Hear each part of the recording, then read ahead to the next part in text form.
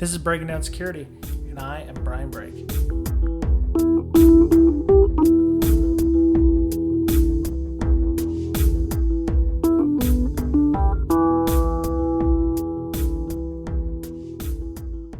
Welcome, listener. This is Brian and Mr. Betcher for Breaking Down Security. Oh, yeah. Oh, yeah. Well, it was a good weekend for you. Your alma mater won this weekend. My San Diego Chargers playing the sports ball are currently, well, they're in the lead right now. They were sucking earlier, so. Oh, God, football kills me. It's so stressful sometimes. Really?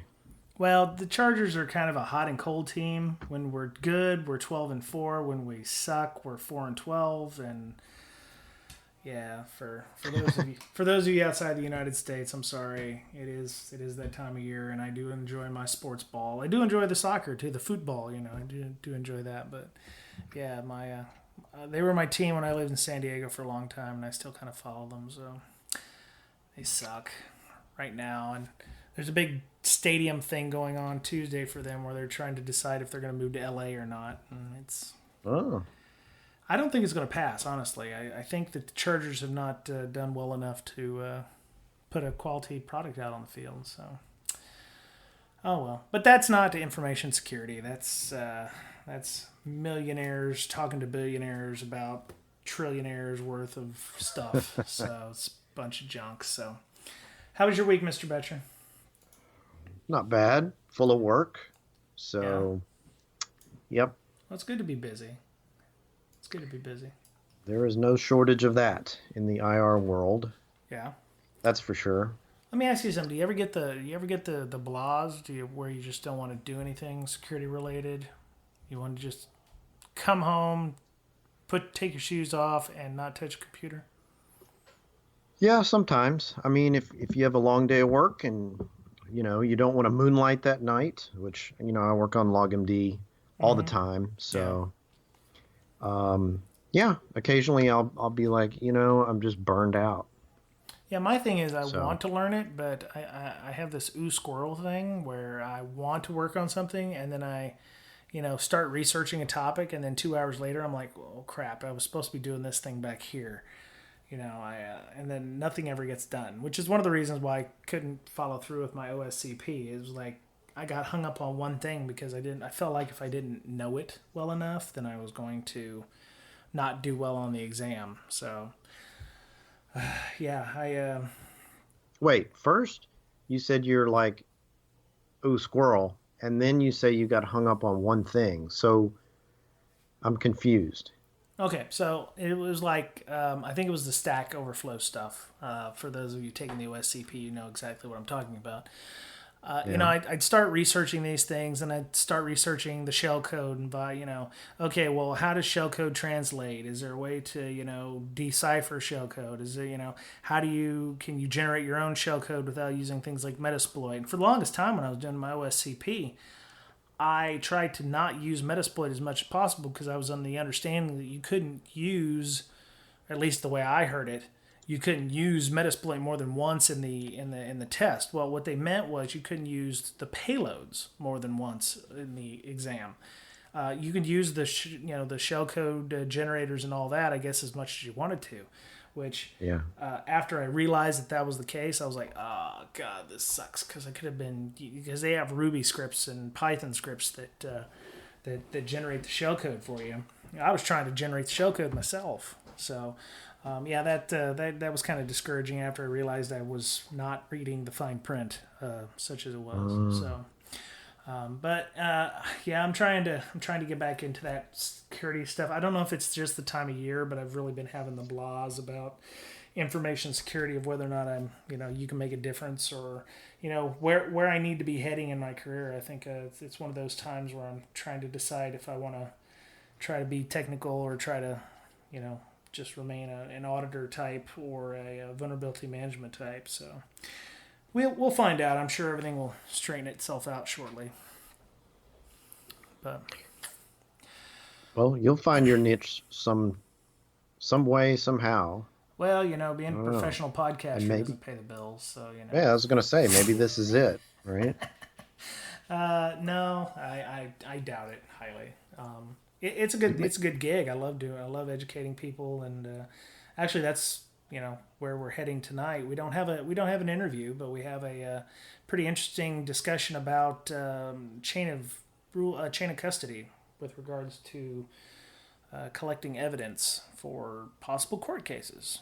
So I actually got this, and I told Mr. Betcher we were going to say this before, but I was actually reading one of the books that I'd bought back a couple of years ago, CEH version 9, Certified Ethical Hacker version 9. And one of the sections was collecting evidence when possibly going to court.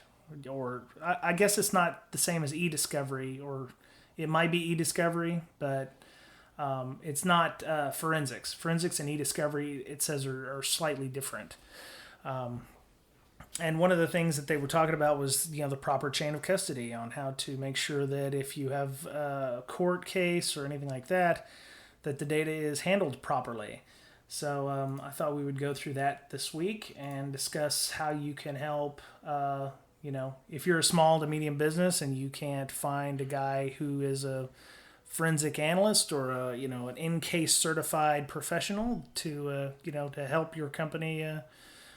You'll be able to do what's necessary to get the data possibly for your court cases.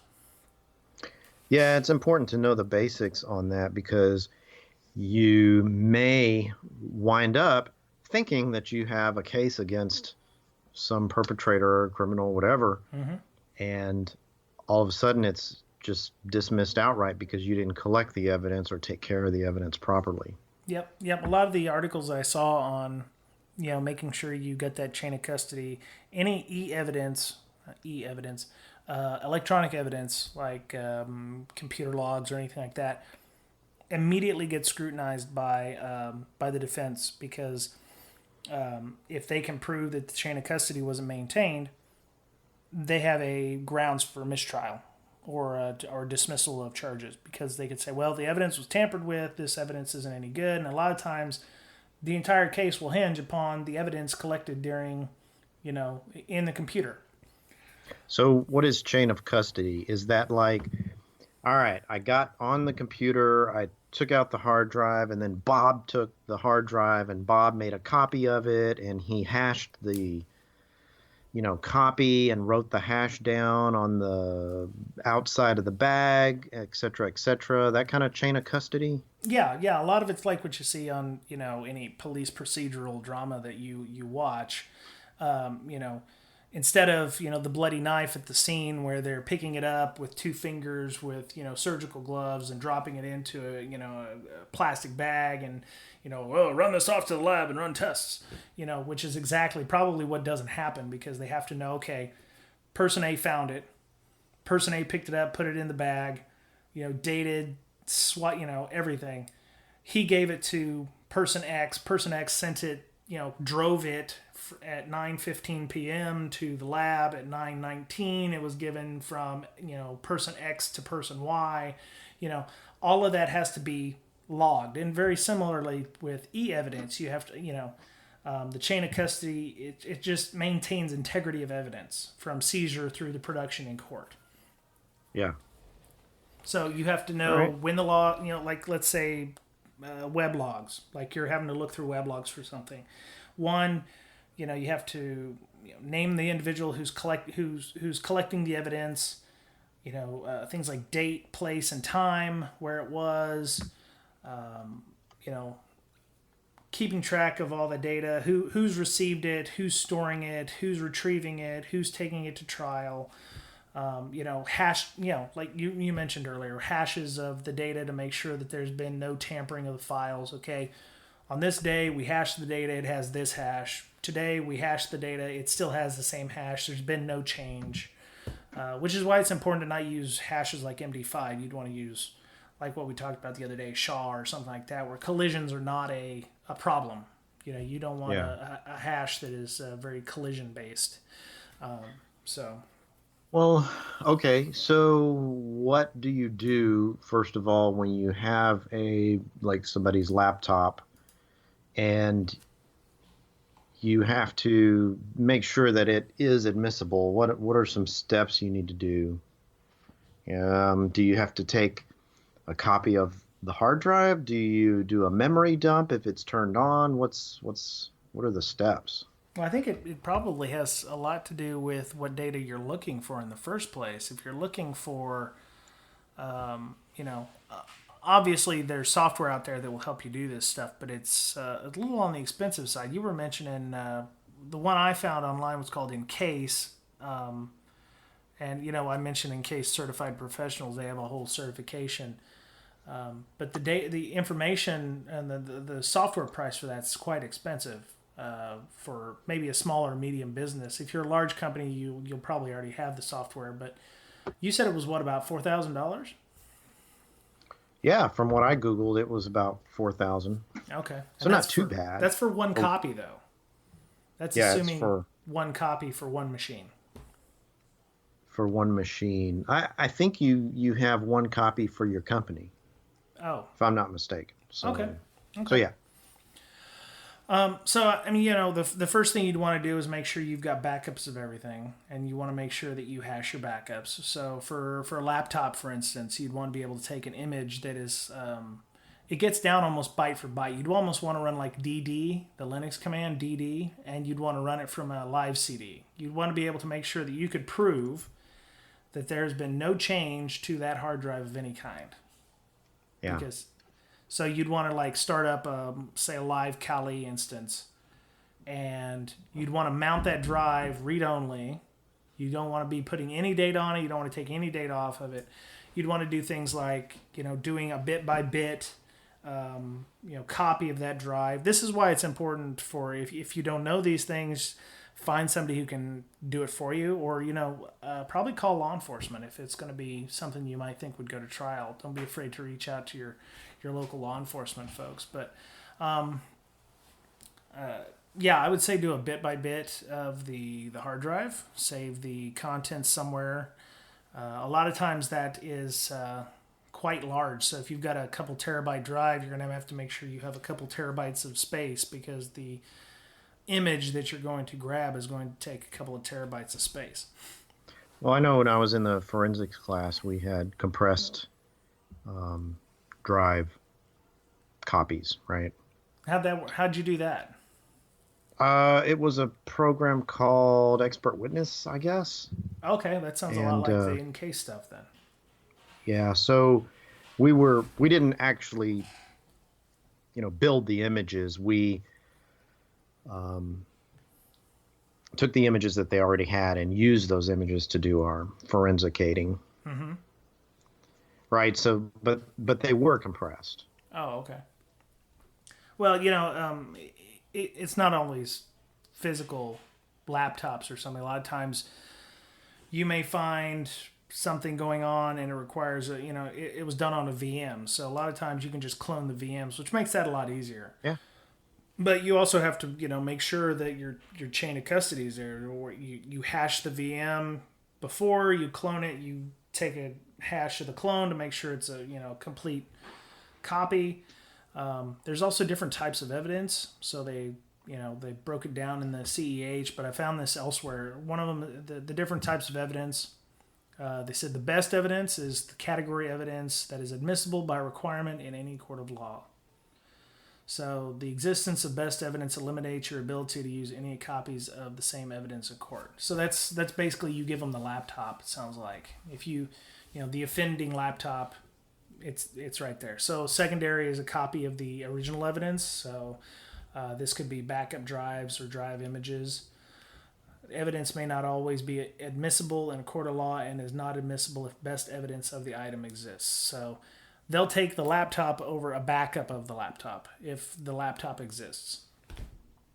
Yeah.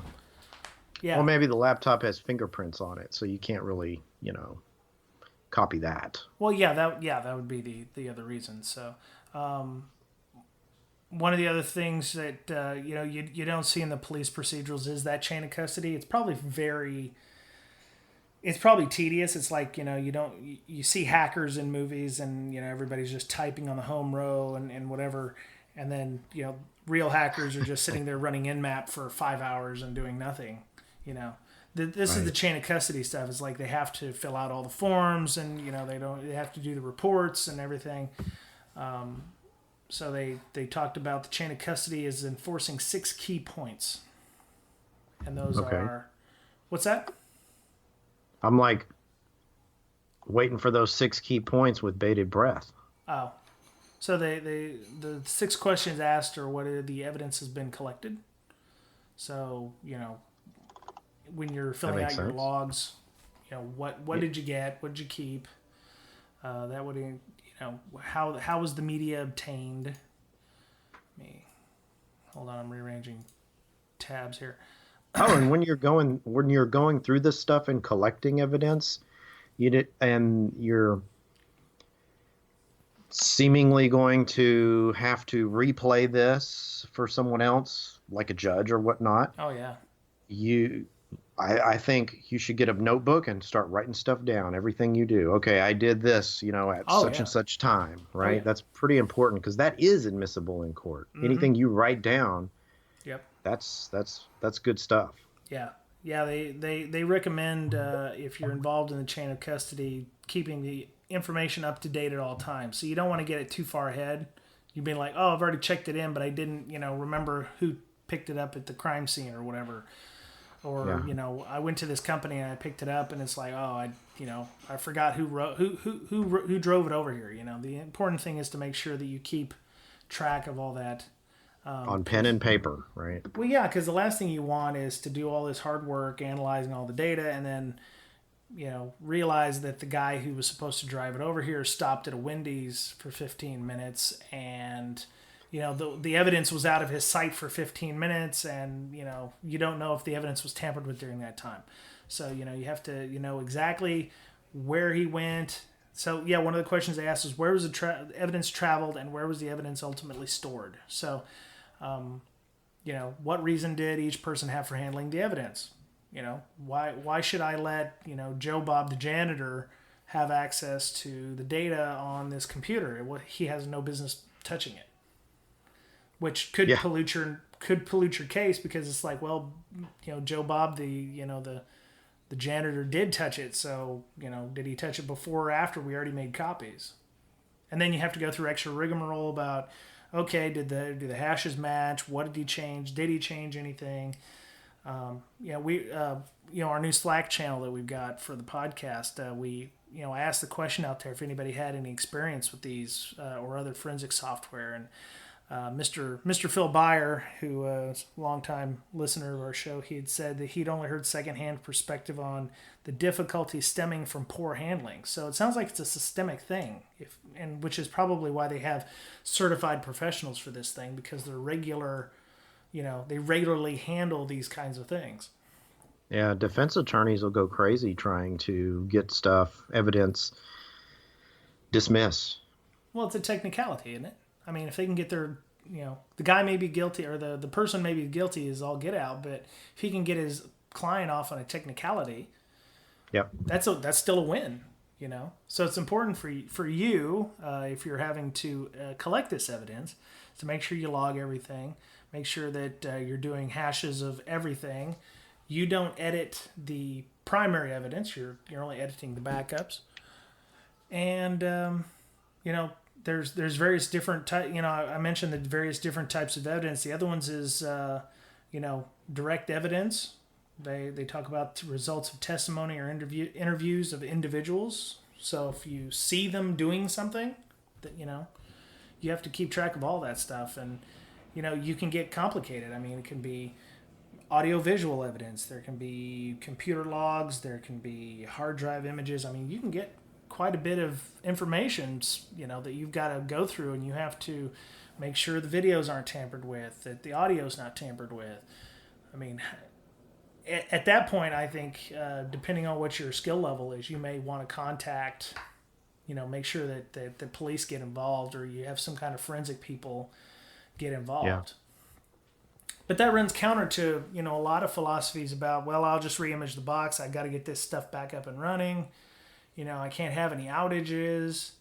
When you can't be playing around on an active crime scene if you're at some point you have to run things like incident response and business continuity during a crime scene investigation like that. So that system may be offline. So it may be something business critical, but you need to really. This is one reason why you really need to have backups for that kind of thing. Yeah, and you need to have the ability to back up those drives and have them be admissible. Yeah. Right. If you need to go back in business, take a copy of the drive, stick in the copy, and boot up. Right. Yeah. I suppose. I've never done this before, so I'm.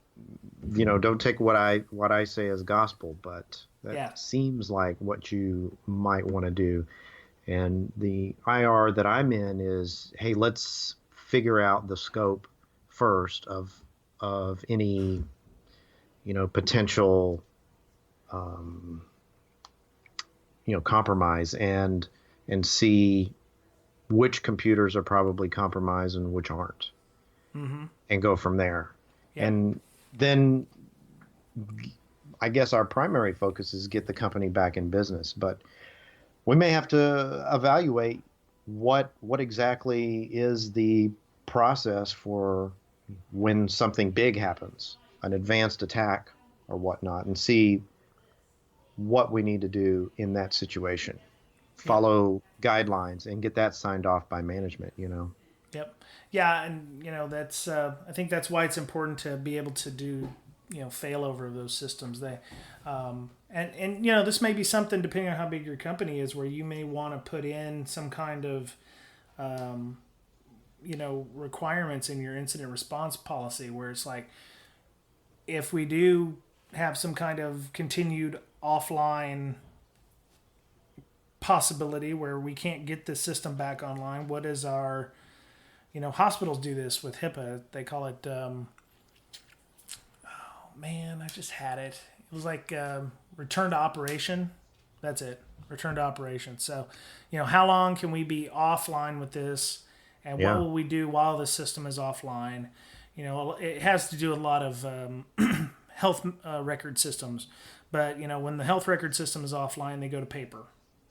And they have to record dosages and times, and they have specific guidelines and training for that. So this might be something for an incident response or security incident training or a tabletop you guys do. What happens if our chat server's down? Well, it's not going to be a big deal. I mean, people just won't be able to share CAD videos or something. But if you're a company that is trying to eschew email, and instant messaging is your lifeblood inside the company, this may be a bigger deal, where you may have to open up your email to allow internal emails if you're not doing internal email. So so I think it's important to know these kinds of things if you work with a big enough company that may have to you may have to run into these things, because I can guarantee a lot of people out there don't. Well, you also have to decide, do you really, this is all about attribution, right? And sure. If you get attacked by seemingly North Korea, right? Mm-hmm. Well, does it really matter? You get back to business and you move on. Are you really going to be able to sue North Korea?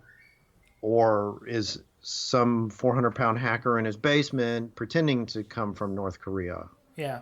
Well, I wasn't thinking along the lines of North Korea. I was thinking about, let's say you had to fire somebody because you found out he was embezzling funds from the company, and he was doing wire transfers from his workstation because he had that ability outside of the company.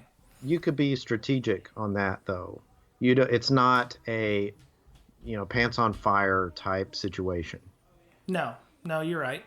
I mean, for that case, it's not necessarily like you said, pants on fire, but it will be a security incident that has to be remediated. I'm not thinking for an operational standpoint, but let's there has to be an example of something that would be mission critical. Let's say you run a bank and somebody got into your funds transfer system, because that never happens. We'll call it fast. And let's say the system transferred $80 million to another bank. That's an example of what I'm talking about. Mission critical system. It's transferring money. All of a sudden, somebody who shouldn't have been transferring money is transferring money. Now somebody has to come in and take that system offline because now they have to run archives, they have to run backups, they have to do something. That's mission critical for you. So what's your problem at this point is you can't do business. You're not going to be pulling any money in. You're not going to be taking any money out. So you have to have a failover plan. You have to have an incident response plan. Those are the kinds of scenarios I'm thinking of. Right, and you have to think about these in advance because it may be just fine and dandy to take a dump of the logs, and you won't have to shut the system down, and that might be admissible, right? So let's talk about this chain of custody, 6 key points. Okay. Number one, what evidence has been collected? Yeah. So these are things that, when the defense attorney goes, okay, I want to see your chain of custody, you have to, these are some of the questions that may come up. These are not all the questions that come up. So evidence collected, what evidence was collected? Okay, in this case, we'd have, Joe's laptop. Login logs, we'd have web logs, we'd have, hard drive evidence, browser cache information, maybe even the contents of memory dump. If the program was put into place that would automatically do that, if there was malware involved or something. And how was the evidence obtained? Basically, how did you get your hands on it? Yep. Where did you get it from? Yep. When was the evidence collected? Was it collected too late? Could it have been tampered with because of the time frame? Oh, sure. Yeah. Operationally. I mean, if you don't find out until 2 weeks later, things could have happened that would have changed the existing evidence. Right. Going back to how the evidence was obtained, some of the things you want to talk about when you're talking about how it was obtained was you might need serial numbers of the hard drives that you pulled. What time that happened, what type of data is there? Are we talking all text files? Are we talking documents? Are we talking, PDFs? Are we talking, database files? Those kinds of things. What type of, who's the manufacturer of the media in case something goes wrong and you have to contact Samsung to get a brand new drive controller board for the melted board when somebody attempted to destroy the drive. So I mean, who handled the evidence? That's pretty good. Could have been copied over the network. Exactly. Any number of ways. Yeah, exactly. And now you're wondering if there's multiple copies of that evidence out there. So you may have to, pull that information elsewhere. So then, who has handled the evidence? Yep. So you need a chain of custody there, as far as basically what we're talking about. Yeah, who all laid eyes on the evidence, who's touched it, who's changed it. It may also be, like you said, several days after the fact, who all had access to the evidence on the system before you decided to take measurements of the evidence. So if it was the guy or the person you think who did it, there may also be 20 other people in his group or 20 other people at the company who would have had access to that data between the time that he did it or she did it to the time where you took the artifacts out. Yep. And next is, what reason did each person have for handling the evidence? Again, you need a log of the people that touched it and why they touched it. Oh my God! Yeah, that sounds like that could be quite involved. I mean, if you had a bunch of people who handled the evidence, because all those people are technically could be suspects, or they're going to be questioned about why did you touch this evidence? Oh, it was my job. This oh, I was told to by blah blah officer. I was the one who pulled it initially for the police or whatever. Where was it stored and how did it get there? Yeah, where was the last question? Yeah, so I mean, ultimately, I think the less people have access to the data, just like with access control systems and role-based access, I think the less people have access to data, the better. So you want to try to keep that chain, I think, as short as possible between people who picked it up at the crime scene to whoever's storing it for long term between arrest and when the court case starts. So the less people, I think, the better. Unless it's law enforcement, and they should have their own proper chain of custody for that. So I was thinking about a related yet unrelated topic. Go ahead. When I was taking my forensics course, we were on a team and we were looking through these series of disk images. Mm-hmm.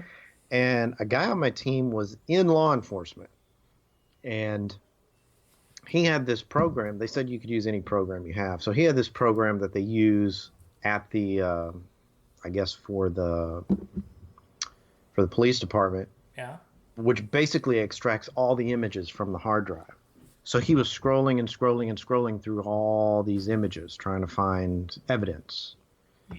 And was this a Windows box? I mean, what are we talking about? Yeah. Images. So like system restore images? No. Oh. Like images, PDF, JPEG GIFs, stuff like okay, that, okay, PNGs, okay. any type of picture. Yeah. And most of the pictures he was scrolling through were icons. And Sure. I was going, I mean, this is just the way I think. If it's less than, I don't know, 1,000 pixels, Mm-hmm. it's probably not the droid you're looking for. So I gotta think there's a whitelist or some sort of, hey, I'm gonna just ignore this small image because it's probably nothing. Yeah. And just look for the big images. Yep. But well, I think that's yeah. I think that's what those in-case softwares do. They say what it does is it allows you to go through and pick and choose, because ideally we're saying this from like a small business area, but I mean if you are really doing a something for possible lawsuit or criminal action, you're going to want to get some professional people in there. And the professionals are going to be able to, one, put their own reputation on the line, and two, they're going to be able to pare down the stuff that doesn't make any sense. Like those icons. I'm sure he can go through and go, okay, yeah, this 5,000 icons, this 50 or 500 megs worth of stuff is totally and completely useless. The date time stamps on these haven't changed. So yeah, you'd want to look at like date time stamps, stuff that's been changed or modified in the last half dozen days or so. You could probably get rid of 99% of the operating system stuff. I think that's how they would go about doing. They would, limit it from a couple terabytes down to a couple of hundred megabytes, and then that would be what they would submit as evidence. And then once they're on the witness stand, they would have to go through the whole idea of why I took this 2 terabyte drive and I only said that these things were important, these artifacts were the most important. Yeah. Yeah. And I must say that there's a lot of stuff on your hard drive that if you weren't in the know, you'd be like, what? That's on there? Oh, yeah. Yeah, there's a lot of stuff they can find. You'd be surprised. Oh, yeah. Also, if your system gets cryptoed for some reason and you're only using a quarter, half of your hard drive, chances are all that data is still on there. Oh, yeah. Yeah. Yeah, you'll be able to get it back. Using forensics tools, yeah. Forensics tools, yeah. So, there's a lot of they're saying, so when you're looking at digital forensic software, so one of the things you want to look at, let's say you're going to buy your in-case or whatever the other ones are. I keep mentioning in-case because it's the only one I know. I'm sure there's others out there. They said, don't confuse e-discovery with forensics. Some vendors for forensic suites are marketing their tools for e-discovery because the steps involved with forensics work are actually subsets of the e-discovery process. While forensics tools can perform e-discovery work, they discourage others from doing the opposite, using non-forensics tools for forensics work. Oh. They suggest that you do train your staff before using these tools, which is that's pretty much That's pretty much known. Don't forget mobile devices. So you want to make sure when you're buying software that mobile devices, which can also be used to migrate all kinds of data out, is important. Do expect to use more than one tool because no one tool is good. So, you may buy one forensic system software suite and find out that another one will do just a little bit more, or it will do something that the one you bought doesn't do, so you may end up having to buy more than one type of forensic suite for your e-discovery. So I think the important thing to remember is if something like this does happen, don't be afraid to engage local law enforcement, because they probably have, if they don't have somebody themselves, I mean, if you live in Mayberry, you probably don't have anybody there, but they would be able to find people who would be qualified to help you do this stuff. And, you're just as much a victim as your data is. So you should not be, I don't know, you shouldn't feel embarrassed for reaching out to law enforcement for help of this kind. No, or anyone else in forensics that you might know or might look up. And I'm sure there's a lot of people in the industry that are willing to help on the forensic side. Yep. Right. So I'm sure it would pay off dividends potentially to look into how to collect evidence should you ever need to. Yeah. I'm almost guaranteed all these big breaches that have happened in the last few years all involved getting, local, state, federal, law enforcement involved. They've all done the e-discovery to find out, where certain malware infections have occurred, So, I mean, they do have to engage them because, if you have an average, like what we talked about last week with BSIM, it was like an average of 5 people on your security team. Which one of those 5 has anything having to do with, e-discovery or forensics? You may wear a lot of hats, but none of them probably do. So, don't jump in over your heads. But if you have to, there's some really good stuff in our show notes on how to do your proper chain of custody, because you may end up. It may be just easier to just pull all the hard drives and give them to the law enforcement, or they may make you want to do some stuff before you turn them over. So that might be another thing. So.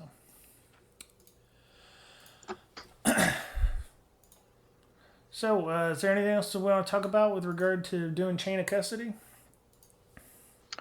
I don't think so. Did we forget anything? Like I said, I don't know. I've never done it before. I don't know too much about it, but it's definitely something that's important. Yeah. So I'll be basically looking at that with the team in the future and making sure that we know what to do when the time comes, Yeah. Yeah, and a lot of companies who perform IR services often will be able to, you may be able to reach out to them as well and get information. They may also be able to help you out with those things too. So any company out there that does incident response services might be able to, if they can't help you, they'll point you to somebody who can, I would hope. So I was actually surprised that the CEH version 9, I'm looking at the Cybex version of the book, but I was just reading through it because it was one that I hadn't seen in a long time, and I was trying to go to sleep, and it's exam 312-50 and came out a few years ago, but they were talking about all this stuff, and I was like, well, this is something that you don't learn in a quote unquote hacking certification. I didn't hear about any of this in the OSCP, so I was like, I'm not exactly sure what the CEH is for in this case, because this is not about hacking stuff. This is about incident response and, disaster recovery and business continuity related stuff. So I just found it interesting that they were touching on this kind of stuff. They even go through some of the laws and regulations, and it's a fairly decent little book. I was running through it just to see if, it was something that, I might want to, give out to some kids in my area here. So, yeah, interesting that a hacker type book would be talking about chain of custody. Yep. I think we're done for the week. I do have one other thought. We do have a Slack channel now. If you want to join us and talk about stuff doing with the podcast, or if you've got any suggestions or you want to ask questions, you can go to breaksec.signup.team and you can join us there. We just hit 30 people. Well, actually, Mr. Betcher was number 30. If he can figure out how to log in and start chatting. It's not me, it's my phone. Well, you know I don't take any responsibility for that. They have a fancy Slack app on Windows and Mac, so you can poke around on that. What I'd like to do is maybe start some kind of study group, like people who were maybe wanting to go through, not OSCP in particular, but let's say you were working on another information security related certification, not CISP necessarily, but just anything. If there's enough call for it, maybe we could get a group set up on Slack or do web conferences or something, and go through a book and do like a book club or something, and do like a. Apparently we're about to score. Oh yeah, we did. Okay, we just scored, and I think we might actually win this one. Okay, right on. It is 42-28 with 5 minutes left in the fourth quarter. Anyway. So Slack. I mean, maybe that's your calling, dude. Yeah. Well, I can't make it through the OSCP by myself, and to be fair, the forum community over there at Offensive Security kind of sucks. I tried using their stuff, and all I got was a bunch of dumbasses who told me to try harder, even though I spent several days and hours trying to get stuff through, so I was unhappy with the lack of community there. So I thought, well, maybe I can start my own community. If you guys are looking for actual help and you've done your due diligence and you've tried as hard as you believe you have, feel free to. That might be another reason for you to come on our Slack channel, and people who are there could answer some questions that you have. But I would like to see if we can start a book club or something where we can go through a book by chapter. And if that's something that interests you, please join us on our Slack channel and tell me that it sucks or that's a good idea, or ideas for books. That would be great too. Mr. Betcher, do you have any ideas for books, or does that idea suck, or is that idea good, or what? I think that some people might find it really valuable. Yeah. Right. Depending on the book. I mean, yeah. So there may be a book that Group A would like, but a completely different group that nobody in Group A would like, but Group B would like totally get into. So, yeah, it just depends on the book. Different topics are not for everybody. We have a lot of securities divided into a bunch of different subgroups. Mm-hmm. Oh, yeah. Yeah. So you have your web app pen testers, and then you've got your digital forensicators, right? And different topics won't suit everyone. So. Well, we can always go through one book, and then, in a couple of months, we'll go through another book that you may think is crap, and you're not going to enjoy that one, so you won't do it. That kind of thing. I know they do that in Austin. I know Josh Sokol has a group over there at his company, and they used to do like a book club where they would. OWASP study group. Yeah, OWASP study group. Yeah, I mean his is physical and local and in person. We have the ability to communicate by the internet, so that was just a thought I had a couple of days ago. So. Anyway, hit us up on our Slack channel, breaksec.signup.team, and join our group here, and we'll hash it out and make something happen if possible. So, Mr. Betcher, if people wanted to get a hold of you to talk about the podcast, comments, suggestions, how would they go about doing so? You can reach me on Twitter. I'm at BetcherPwned. Okay. So hit me up there, and yeah. Right on. That's how you can get a hold of me. That's probably the best way. Okay. Yeah, until you figure out Slack. So I am on Twitter as well. You can follow me at Brian Brake. That's BRYAN BRAKE. We also have an official Twitter for the podcast. It's at Brakesec, BRAKESEC. We're pretty much everywhere on the internet now. We're kind of a thing. It's a movement, really, bowel movement. No, we have an RSS feed. We have we have a YouTube channel. We're on iTunes. Everything's in the show notes. You can go to www.breakingsecurity.com and check out our show notes for this and other past shows.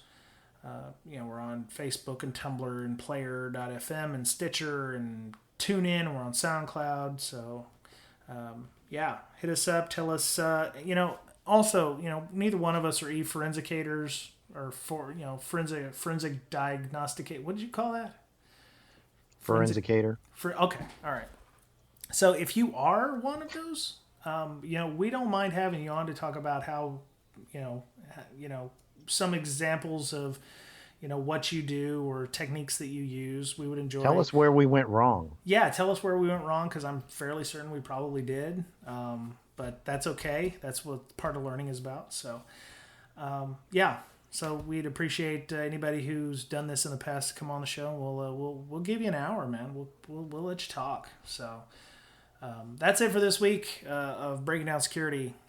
Mr. Betcher, I hope to see you again real soon. And to all the listeners out there, I hope to see you again real soon. Bye-bye.